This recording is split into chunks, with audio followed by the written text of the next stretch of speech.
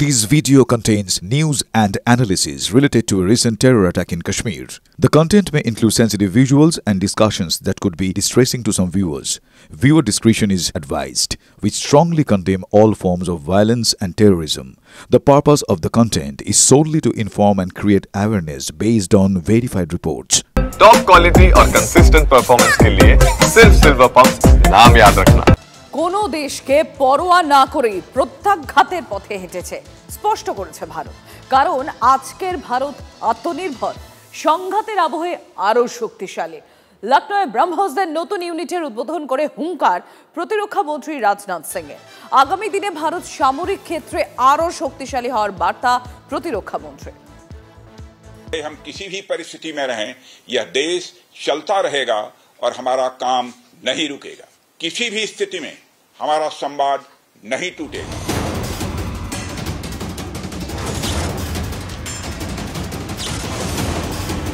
সেনাকে আরও শক্তিশালী করতে এবার লখনৌয়ে ব্রহ্মস ক্ষেপণাস্ত্র তৈরি নতুন কারখানা। জাতীয় প্রযুক্তি দিবসে ব্রহ্মস ক্ষেপণাস্ত্রের নতুন ইউনিটের ভার্চুয়ালি উদ্বোধন করলেন কেন্দ্রীয় প্রতিরক্ষা মন্ত্রী রাজনাথ সিং। সূত্রের খবর, বছরে ৮০ থেকে ১০০টি ক্ষেপণাস্ত্র তৈরির লক্ষ্যমাত্রা।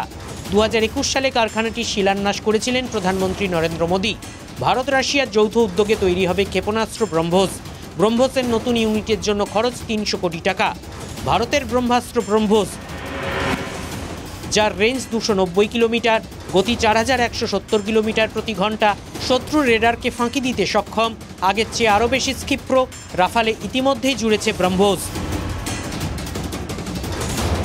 डॉक्टर एपीजे अब्दुल कलाम ने यह कहा भी था, दुनिया कमजोरों का नहीं बल्कि शक्तिशाली का सम्मान करती है।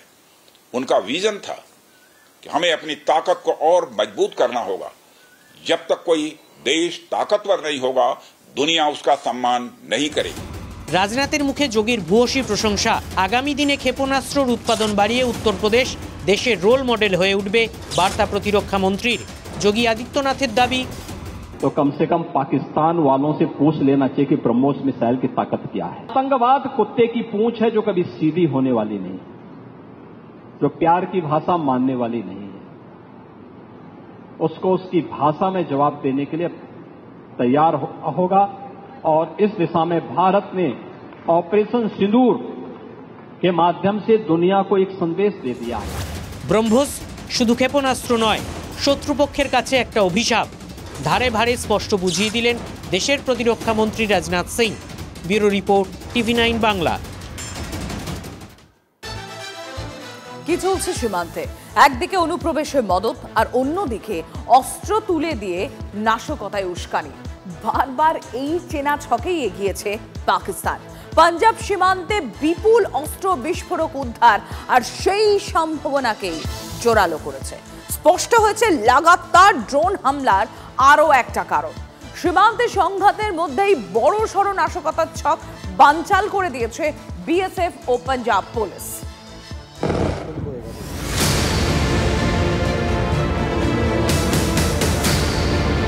অমৃতসর সহ পাঞ্জাবের সীমান্তবর্তী এলাকার পরিস্থিতি এখনো থমথমে।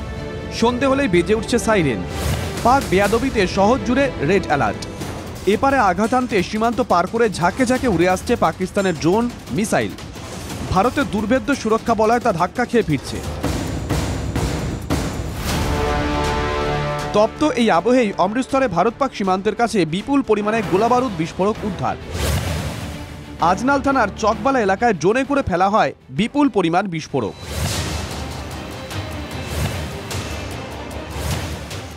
উদ্ধার হয়েছে প্রায় ৩ কেজি বিস্ফোরক, উদ্ধার ২টি হ্যান্ড গ্রেনেড, ৯৭২ গ্রাম RDX ডিটোনেটর।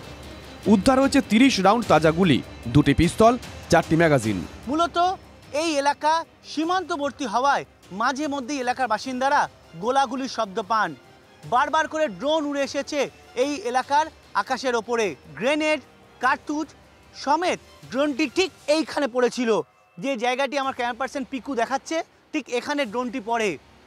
बीएसएफ सीमांत থেকে নজর রেখেছিল ড্রোনগুলিকে। लोग इकट्ठे हो गए, फिर अं देखा तो समान उत्थे पिया आ, वो पैकिंग ही पई ही। फिर पुलिस आई आ, पुलिस ने वो पैकिंग खोल के देखी आ भी इसके बीच में क्या है क्या नहीं। हम तो कुछ नहीं देखा भी क्या इसके बीच में है क्या नहीं, पैकिंग ही पड़ी सी। গোয়েন্দাদের অনুমান এই বিপুল পরিমাণে অস্ত্র বিস্ফোরক সীমান্তের ওপার থেকে ড্রোনে করে ফেলা হয়েছে। ফাঁস হয়ে গেছে পাকিস্তানের ষড়যন্ত্র। ভারতীয় সেনাকে বিভ্রান্ত করে অনুপ্রবেশের পথ খুলতে পুরনো ছক।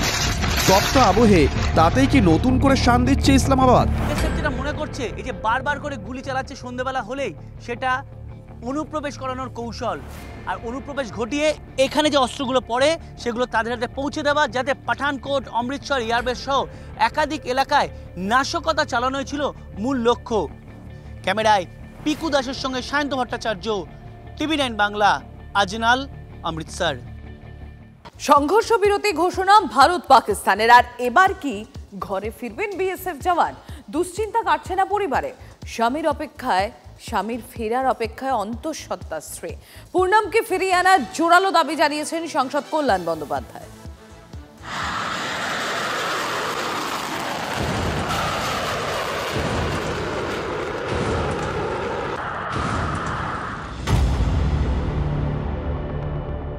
মানুষ মিসিং আছে, কোনো খবর পাচ্ছি না, ওকে কি রকম রেখেছে, খাওয়া দাওয়া দিচ্ছে কিনা কিছুই জানতে পারছি না আমরা। গত 23 এপ্রিল পাঞ্জাবের ফিরোজপুর সীমান্তে পাক রেঞ্জার্সের হাতে আটক হন রিশার বাসিন্দা 24 নম্বর ব্যাটালিয়নের বিএসএফ জওয়ান পূর্ণম কুমার সাউ। ঠিক তার আগের দিন 22 এপ্রিল কাশ্মীরের পেহেলগাঁওয়ে পর্যটকদের নারকীয় হত্যা। তার জবাবে অপারেশন সিন্দুর করে ভারত। পাক হামলা পাল্টা প্রত্যাঘাতের পর শনিবার রাতে সংঘর্ষ বিরতি ঘোষণায় স্বস্তি মিললেও দুশ্চিন্তা কাটছে না পূর্ণমের স্ত্রী।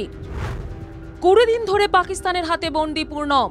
একাধিকবার দুদেশের ফ্ল্যাগ মিটিং হয়। পাক রেঞ্জার্সকে বন্দী করে বিএসএফ রাজস্থান। পাকিস্তানের তরফে কোনো সদুত্তর নেই। বাড়ি না ফেরা পর্যন্ত উদ্বেগে পূর্ণমের পরিবার।